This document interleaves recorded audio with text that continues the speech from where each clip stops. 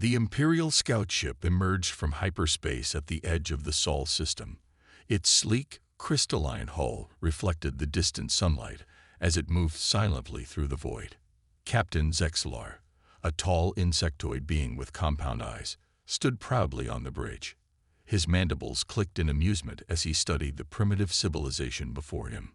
Another backwater world, he chittered to his crew. These humans haven't even colonized their own moon properly. The bridge crew shared his arrogant laughter, their antennae twitching in amusement. Little did they know that Earth's defensive systems had already detected their presence. Deep within NORAD's underground complex, General Sarah Chen stared at the alien vessel's signature on her quantum radar screen. 20 years of satellite defense experience told her this was no ordinary space anomaly. "All stations on high alert," she commanded. "But do not engage. I repeat, do not engage." Her voice remained steady despite the gravity of the situation. Humanity's first contact was about to begin, and she prayed it would be peaceful. The Imperial ship, however, had other plans. Captain Zexlar followed standard Imperial protocol for primitive worlds, a show of force followed by immediate submission. He positioned his ship above Earth's largest city, New York, its shadow casting an ominous silhouette over the bustling metropolis. "Send the standard intimidation broadcast," he ordered. "Let's show these primitives what real power looks like." The ship's energy weapons powered up, creating a spectacular light show meant to frighten the population. But humanity had long prepared for this moment. Hidden anti-orbital platforms, disguised as communication satellites, tracked the alien vessel's every move. General Chen watched as the alien ship's power readings spiked. Her hand hovered over the defense system's activation button. "Sometimes the best defense is a strong offense," she whispered, remembering her father's words from years ago. The Imperial broadcast boomed across all frequencies. "Primitive species, bow before the might of the Galactic Empire. Your world is now under Imperial protection. Resistance will result in immediate." The message cut off abruptly as General Chen gave the order. 12 hidden defense platforms revealed themselves, their advanced rail guns locked onto the Imperial vessel. The alien ship's shields, calibrated for energy weapons, proved useless against the simple kinetic force of tungsten rods moving at relativistic speeds. Captain Zexlar's compound eyes widened in shock as the first impacts rocked his ship. "Impossible," he screamed. "These primitives shouldn't have such weapons." The bridge dissolved into chaos as warning sirens blared. 3 more Imperial ships jumped into the system, responding to Zexlar's distress call. They unleashed their energy weapons, expecting an easy victory. Instead, they faced a coordinated response from Earth's combined space defense forces. Chinese pulse lasers, Russian plasma cannons, and American rail guns, weapons developed in secret over decades, struck back in perfect harmony. 2 Imperial ships exploded in spectacular fireballs, while a third limped away with severe damage. Captain Zexlar's ship, its hull breached in multiple places, struggled to maintain altitude over the Atlantic Ocean. "Fall back," he ordered. "The Empire must know of this. These humans, they're not primitive at all." As the surviving Imperial ships retreated into hyperspace, celebrations erupted across Earth. But in the Pentagon's war room, General Chen knew this was just the beginning. "Send word to all nations," she commanded. "The Empire will return, and next time, they won't underestimate us." Engineers and scientists worldwide already began studying the debris from the destroyed Imperial ships. Humanity's greatest advantage had always been its ability to adapt and improve. Now, with access to alien technology, Earth would be ready for the Empire's return. The galaxy's greatest power had made a fatal mistake. They had awakened a sleeping giant, and in their arrogance, they had given humanity the very tools needed to fight back. 3 months after humanity's first contact with the Galactic Empire, the world had changed dramatically. In a hidden facility deep beneath the Rocky Mountains, Dr. Maya Patel stood before a massive holographic display. Her eyes sparkled with excitement as she studied the alien technology salvaged from the Imperial wreckage. "Look at this power core," she said to her international team of scientists. "The Empire uses crystalline matrices we never even imagined possible." Her fingers danced through the hologram, rotating the alien engine's complex structure. Scientists from China, Russia, Japan, and Europe watched in amazement. The laboratory contained pieces from 2 destroyed Imperial ships. Each fragment held secrets that could advance human technology by centuries. Teams worked day and night, reverse engineering everything from hull materials to weapon systems. Dr. James Chen, the quantum physics expert, burst into the room waving a tablet. "We did it," he shouted. "The FTL drive calculations work. We can replicate their faster-than-light technology." The room erupted in cheers. This breakthrough meant humanity could finally reach the stars. Meanwhile, in orbit, construction crews worked tirelessly on Earth's first true space warship. The ESS Defender combined Imperial technology with human innovation. Unlike the rigid, crystalline designs of Imperial vessels, Earth's ship featured modular components and redundant systems. Colonel Maria Rodriguez, the project's military supervisor, watched the construction through the space station's window. "Make sure those rail gun mounts are reinforced," she commanded through her comlink. "We're not just copying their tech, we're improving it." The ship's design reflected humanity's practical approach to warfare. Where Imperial ships relied on energy shields, the Defender used layered armor and point defense systems. While Imperial weapons focused on raw power, Earth's engineers developed surgical precision targeting. In Geneva, the newly formed Earth Defense Council met to discuss strategy. Representatives from every nation gathered around a circular table, united by the common threat. Admiral David Wong, appointed as humanity's first space fleet commander, addressed the council. "The Empire will return," he stated firmly. "But thanks to their arrogance, we now have their technology. Our scientists have achieved in months what might have taken us decades." He gestured to a holographic display showing dozens of planned shipyards across the solar system. The council had already approved the largest military buildup in human history. Hidden factories in asteroid belts would construct humanity's fleet, safe from Imperial detection.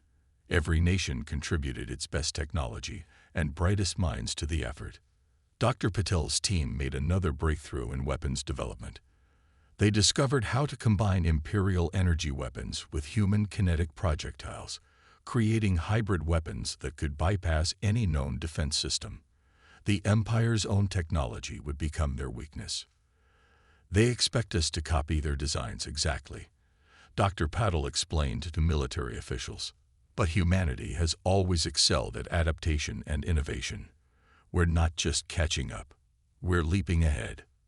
The first test of the new hybrid weapons proved devastating. A single shot disabled a target drone's shields and penetrated its hull simultaneously.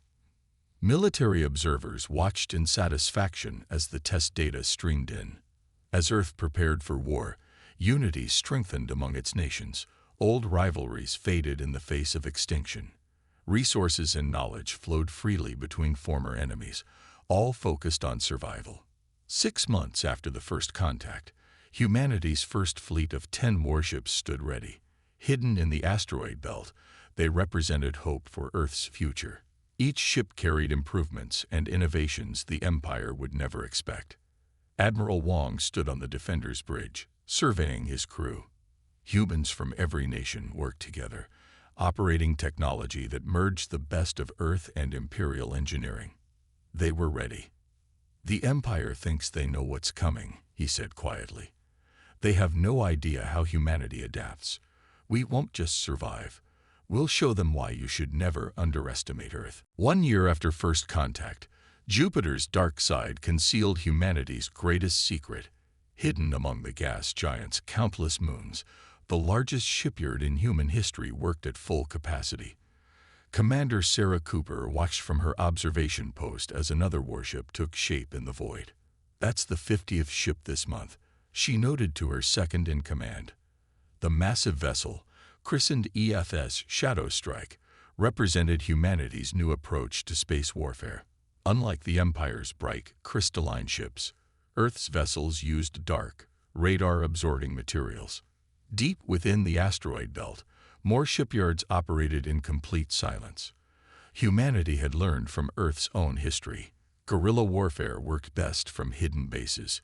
Each asteroid facility specialized in different ship classes, from swift stealth corvettes to powerful battlecruisers. Captain Mike Chen led the first successful spy mission into Imperial space.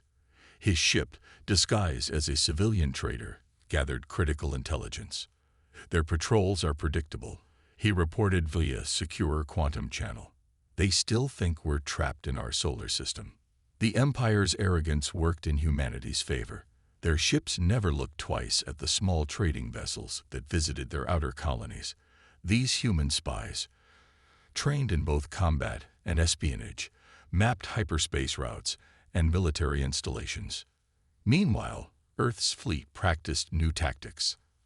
Admiral Wong watched as squadrons rehearsed complex maneuvers near Saturn's rings. Traditional space combat relied on massive battles between capital ships. Humanity planned something different: hit and run. Admiral Wong explained to his captains during a secret briefing. We strike their weak points and disappear before they can respond. The fleet had developed special tactics using Saturn's rings as cover, preparing for similar operations in asteroid fields across the galaxy. The Empire's rigid military doctrine became their weakness. Their ships always followed the same patterns, used the same tactics. Human commanders studied these patterns, finding countless vulnerabilities. Dr. Patel's research team made another breakthrough in stealth technology. We can mask our engine signatures to look like natural phenomena, she demonstrated to military officials. The new system would let human ships hide in plain sight, appearing as nothing more than space debris or cometary fragments. In a secure facility on Mars, Special Forces teams trained for boarding actions. They practiced in simulated Imperial ship environments, learning to disable key systems and capture vital technology. Their powered armor, reversed engineered from Imperial designs, added human improvements like emergency teleporters. The Empire thinks size equals strength, Colonel Rodriguez told her troops during training. We'll show them that skill and strategy matter more than brute force. Her soldiers had mastered Imperial technology, while developing uniquely human combat techniques. Earth's hidden fleet grew larger each day. Supply lines, carefully disguised as mining operations, fed resources to the construction yards. The asteroid belt transformed into humanity's fortress, with automated defense systems hidden among the rocks. Captain Lisa Wong, commanding the stealth ship EF's Night Hunter, led the first deep reconnaissance mission. Her ship slipped past Imperial patrols, gathering data on their core worlds. Their home systems are heavily defended, she reported, but their focus is always outward. They never expect threats from within. Humanity's intelligence network expanded through the galaxy. Some alien species, secretly resenting Imperial rule, provided valuable information. These contacts would prove crucial in the coming conflict. 1 year and 6 months after first contact, Earth's hidden fleet numbered over 300 ships. Each vessel carried weapons and technology the Empire had never seen. Stealth systems, hybrid weapons, and highly trained crews waited for the order to strike. Admiral Wong stood on the bridge of his flagship, the EFS Vengeance, reviewing the final battle plans. The Empire believes they're hunting us, he said to his bridge crew. They don't realize they've become the prey. When we strike, it will change the galaxy forever. The greatest invasion force humanity had ever built waited silently in the darkness. The Empire's worst nightmare was about to begin, and they didn't even know it existed. The Imperial mining colony on Nexus 7 never saw the attack coming. In the early morning hours, 5 human stealth ships emerged from the planet's rings. EF's Night Striker led the assault, its dark hull invisible against the space background. Captain Emma Rodriguez watched her tactical display as her squadron moved into position. All ships, weapons free, she commanded. Remember your training. Hit hard, hit fast, and vanish. Her crew worked in practiced silence, their months of preparation about to pay off. The colony's defense platforms exploded simultaneously, destroyed by precision railgun strikes. Before the Imperial garrison could react, human ships had already disabled their communication arrays. The entire operation took less than 3 minutes. First blood. Emma transmitted to Fleet Command. Colony secured with minimal damage. No civilian casualties. This was humanity's first strike against the Empire, and it followed their new doctrine perfectly. Strike fast, leave no traces, and give the enemy no chance to respond. Similar attacks happened across the Empire's outer territories. Human ships appeared from nowhere, struck with devastating accuracy, and disappeared into the void. Imperial commanders couldn't understand how their mighty defenses fell so easily. On the Imperial capital world, Grand Marshal Vexthor raged at his subordinates. "How dare these primitives?" he shouted, his crystalline armor reflecting the room's harsh light. "Find their fleet. Destroy them." But the human ships were ghosts, leaving only destruction in their wake. Admiral Wong coordinated the attacks from his mobile command center, hidden in an asteroid field. Phase 1 complete, he announced to Earth's Defense Council. The Empire is scrambling their forces exactly as we predicted. The confused Imperial fleet spread thin, trying to defend too many positions at once. Human special forces proved especially effective. During an attack on an Imperial shipyard, Commander John Chen's team infiltrated the main facility wearing captured Imperial armor. They planted quantum viruses in the shipyard's computer systems, corrupting building plans for months to come. The Empire's response grew increasingly desperate. They sent massive battle fleets to protect their worlds, but they were fighting shadows. Human ships would appear in one system, cause chaos, and vanish before reinforcements arrived. "They still don't understand," Dr. Patel observed, watching battle reports from her laboratory. "They're fighting the last war, using tactics that worked against other species, but were not like the others." Her new stealth systems made human ships nearly impossible to detect until it was too late. 3 months into the campaign, humanity launched its boldest strike yet. A task force of 30 ships, led by Captain Sarah Martinez, attacked a major Imperial naval base. The Empire's proud warships, caught in their docking bays, never had a chance to fight back. "Imperial command is in chaos," reported a human spy embedded in their military. "They can't understand how a primitive species is defeating their best defenses. Some officers are starting to question their leadership."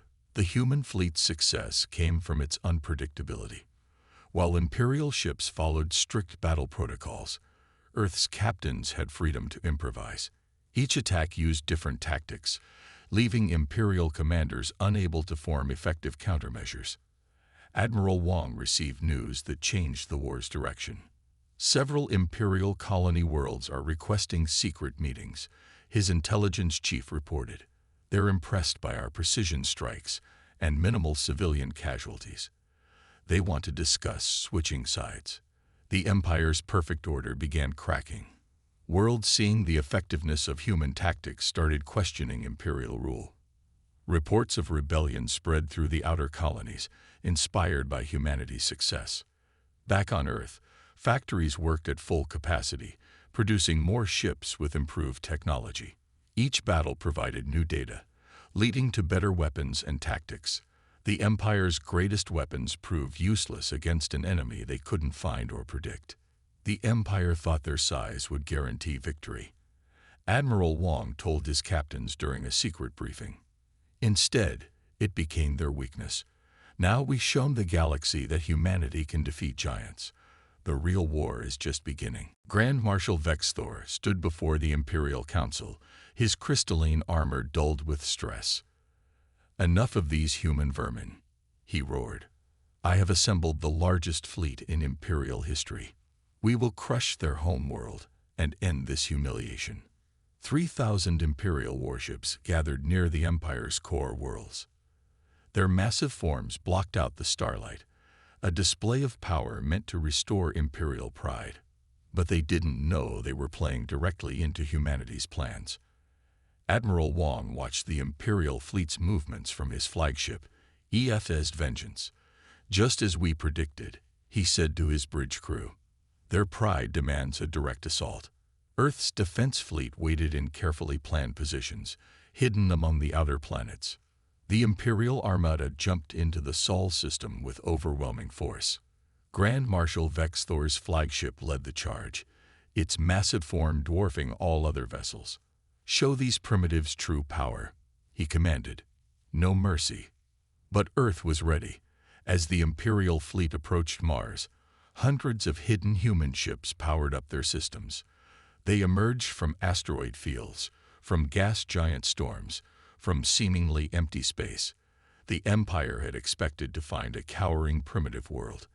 Instead, they faced humanity's full military might. "All ships, execute Battle Plan Thunder," Admiral Wong ordered. The human fleet moved with perfect coordination. Smaller ships darted between Imperial vessels, their hybrid weapons tearing through shields designed to stop only energy or kinetic attacks, but not both. Captain Lisa Chen led the first strike wing. Her ships executed complex maneuvers that the rigid Imperial formation couldn't match. "They're still using standard attack patterns," she reported. "Exploiting weaknesses now." Her squadron destroyed 30 Imperial ships in the first 10 minutes. The Empire's massive ships, designed for traditional space combat, struggled against human hit-and-run tactics. Their weapons couldn't target the swift Earth vessels that struck from multiple directions. Every Imperial attempt to form a defensive line failed. "Impossible." Vex Thor screamed as another battle group exploded. "These are just primitives. How are they defeating us?"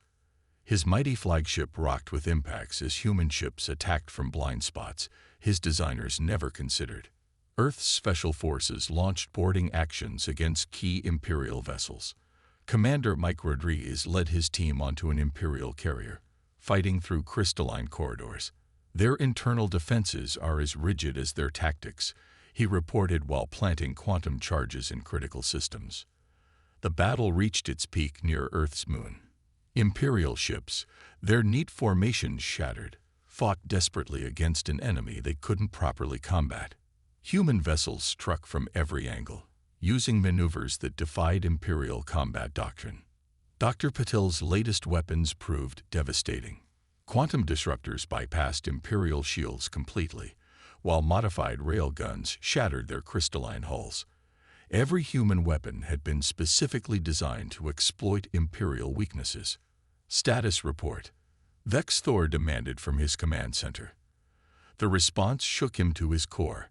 Half his fleet was destroyed or disabled. Human ships had suffered minimal losses thanks to their superior tactics and technology. Admiral Wong gave the final order. "Execute Operation Avalanche."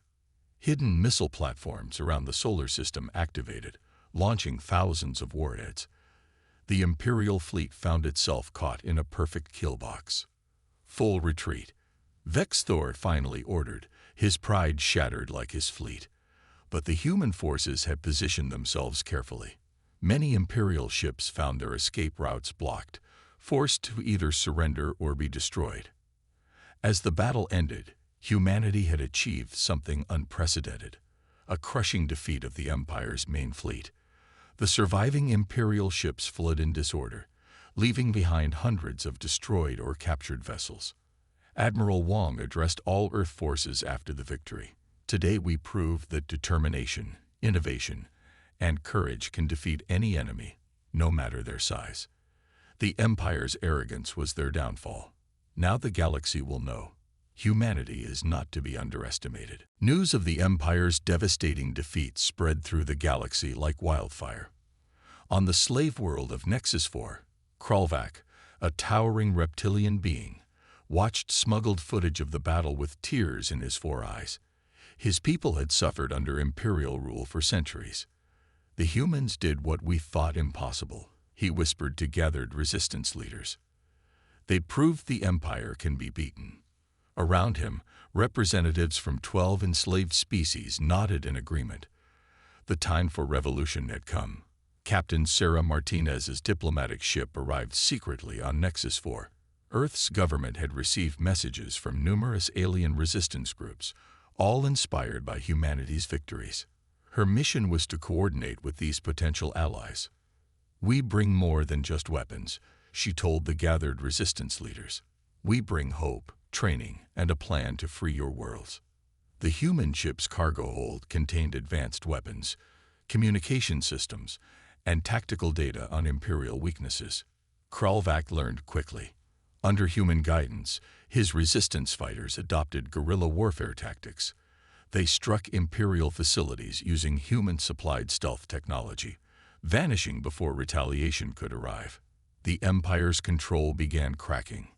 On the industrial world of Mektora, robotic workers suddenly turned against their Imperial masters. Dr. Patel's computer viruses, shared with local resistance, infected Imperial control systems. Factory production lines now created weapons for the rebellion instead of Imperial ships. The Empire faces attacks from within and without, Admiral Wong observed during a strategy meeting. Every world they imprison now becomes their enemy. Human military advisors spread across the galaxy, teaching centuries of Earth's warfare experience to eager alien students. The swarm mind of Beta Centauri, ancient rivals of the Empire, watched these developments with interest. Their ambassador met with Earth's Defense Council. "Your species has wisdom we did not expect," the hive mind communicated. "We offer alliance against our common foe."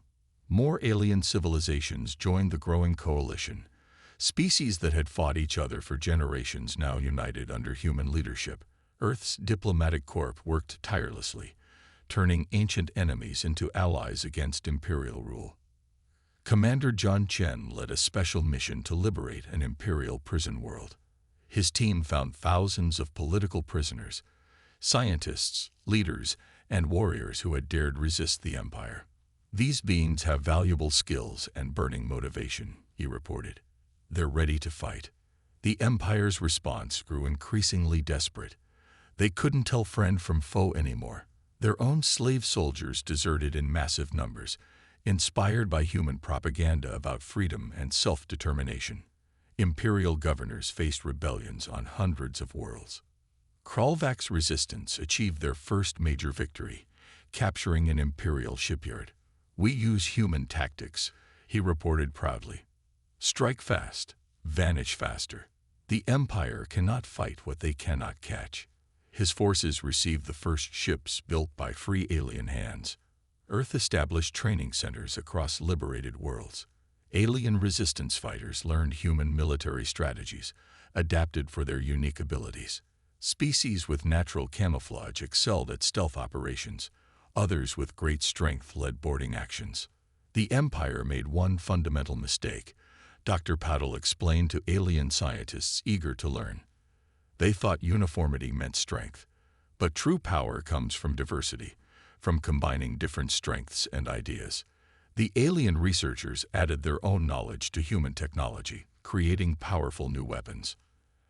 Admiral Wong coordinated the growing alliance from Earth's new Strategic Command Center. Holographic displays showed rebellions spreading across Imperial space like an unstoppable wave. "Every being the Empire oppressed becomes our ally," he noted. "Their greatest weapon has become their greatest weakness." The combined fleet of humans and liberated aliens grew stronger each day. Imperial worlds switched sides constantly, seeing the change in galactic power. The empire that had ruled for 1,000 years was falling apart in just months. "Humanity showed us a truth," Kralvac told his people. "Numbers and technology don't win wars. Courage, innovation, and the desire for freedom. These are the weapons that cannot be defeated." The imperial capital world of Kristalos loomed ahead of the combined fleet. 10,000 ships, human, reptilian, insectoid, mechanical, and dozens of other species, gathered for the final battle. Admiral Wong stood on the bridge of EF's Vengeance, now bearing scars from countless victories. "All species, all fleets, report status," he commanded. One by one, alien commanders confirmed their readiness. The largest coalition fleet in galactic history prepared to end the Empire's 1,000-year reign. Inside the Imperial Palace, panic spread among the ruling council. Grand Marshal Vexthor, his once proud armor cracked and dull, delivered the final report. "We've lost 80% of our territories. The humans united our enemies against us. Our remaining forces protect the capital." Kralvak led the first wave, his reptilian ships using cloaking technology learned from humans. For all who suffered under their rule, he transmitted, "Today we claim our freedom." His fleet emerged from stealth directly above the Imperial defense platforms. The battle for Kristallos began with a display of coalition unity. Human railguns cleared paths through defensive fields. Swarm mine ships followed, their biological weapons dissolving Imperial shields. Mechanical allies hacked and disabled enemy systems. Captain Sarah Martinez commanded the ground assault. Special forces from 20 species landed in the capital city. "Remember your training," she told the mixed species strike teams. "Fight smart. Fight together." They advanced through crystalline streets, each species using their unique abilities. The Empire's last defense proved desperate but futile. Their rigid tactics failed against the combined creativity of multiple species. Human strategy, alien abilities, and shared technology overwhelmed their positions. "The palace is breached," Commander Chen reported, leading a team of human and alien warriors. They fought through ornate corridors, facing the Empire's elite guards, but these guards had never trained to fight so many different species at once. Dr. Patel coordinated the technical assault from her command center. "Their systems are falling," she announced. "Our combined knowledge defeats their every countermeasure." Viruses created by human, mechanical, and organic minds shut down Imperial defenses. The Empire's council chamber fell silent as coalition forces surrounded it. Admiral Wong, Kralvak, and representatives from every major species entered together. Grand Marshal Vexthor stood alone, his arrogance finally broken.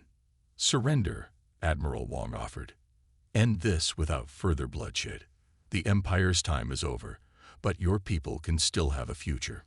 His words, translated into every coalition language, echoed through the chamber. Vexthor looked at the diverse group before him, humans standing equally with beings his people had enslaved for centuries. "How?" he asked simply. "How did primitives achieve this?" "Because we understand true strength," Wong replied. "It comes not from demanding uniformity, but from celebrating differences, not from forcing obedience, but from earning trust, not from fear, but from hope." The surrender ceremony was broadcast across the galaxy. Each coalition species signed the new Galactic Charter. The Empire's territories would be freed, its resources used to repair centuries of damage. A new council would govern, with all species having equal voice. Humanity proved itself not just through combat. Kralvak addressed the gathering. "They showed us how to unite, how to combine our strengths. They taught us that diversity brings victory." Earth's Defense Council received the news with quiet pride. Their species, once dismissed as primitives, had reshaped the galaxy. Human innovative spirit, combined with alien knowledge, promised a new age of exploration and discovery. Admiral Wong stood with his alien colleagues, watching Imperial ships being repainted with coalition colors. "This is just the beginning," he said. "Together, we'll build something greater than the Empire ever imagined." The galaxy entered a new era. Humanity's rise from primitive world to liberation force became legend. But their greatest achievement wasn't military victory. It was showing the galaxy that unity in diversity, creativity in warfare, and mercy in victory could build a lasting peace. "We came from a single world," Dr. Petal told a gathering of multi-species scientists. "But we found our family among the stars. Now, together, we'll make sure no species faces oppression again."